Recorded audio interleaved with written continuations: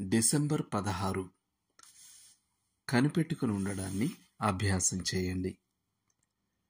మీ ప్రాణాన్ని నిమ్మళపరుచుకొని దేవుని వద్ద కనిపెట్టే సామర్థ్యం క్రైస్తవ జీవితంలోని అత్యంత కష్టమైన విషయాల్లో ఒకటి. మన పాత స్వభావం అసహనంగా ఉంటుంది.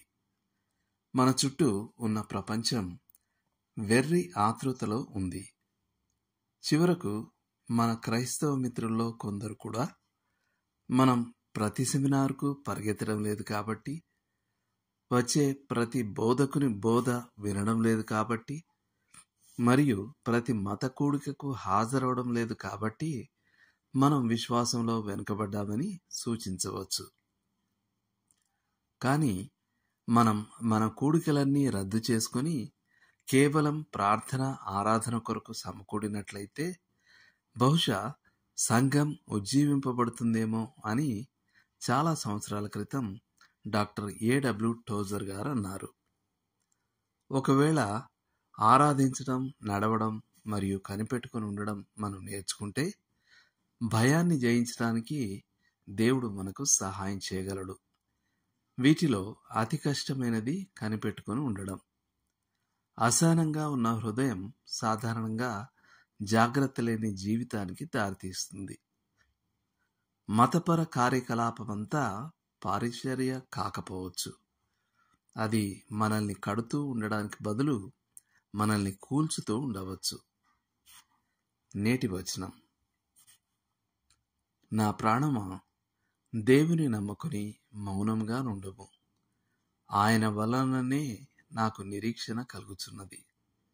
ఆయనే నా ఆశ్రయ దుర్గము, నా రక్షణాధారము, నా ఎత్తైన కోట ఆయనే. నేను కదిలింపబడను. కీర్తన 62:5-6 వచనాలు. ఇవి కూడా చదవండి. ఇర్మియా 14:22, కీర్తన 25:5, 27:14, 39:7-8 వచనాలు, 104, 27-28 వచనాలు, 145, 15-16 వచనాలు.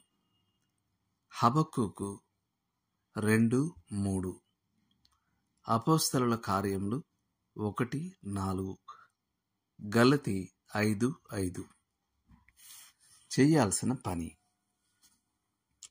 కనిపెట్టుకుని ఉండడం యొక్క రహస్యం హృదయంలో ఉంది. సఫలుడైన సేనాని తన వ్యూహాన్ని ముందుగా రచించుకుంటాడు మరియు ఎప్పుడు దాడి చేయాలనేది ఖచ్చితంగా తెలిసినవాడై ఉంటాడు.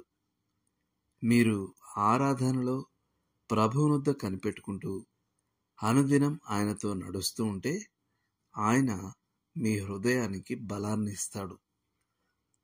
ఓ నోటు పుస్తకం పెట్టుకుని ప్రభువు వద్ద కనిపెట్టడం కొరకు మీ వ్యూహాన్ని రచించండి. దేవుడు మిమ్మల్ని దీవించునుగాక. ఆమేన్.